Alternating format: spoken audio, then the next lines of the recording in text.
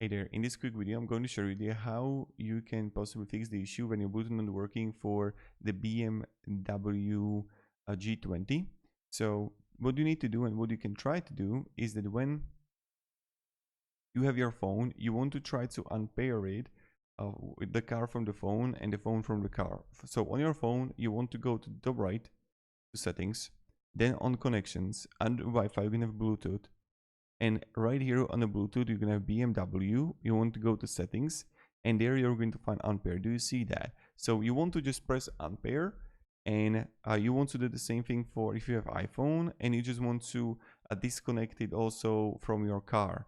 Then the next thing that you need to do is like super simple. Just try it out. Maybe it's going to work out for you. You want to press and hold the volume button for about, let me show you, 60 to 80 seconds. So right here, you can have volume button and you can even check on how to reset the iDrive for a BMW G20.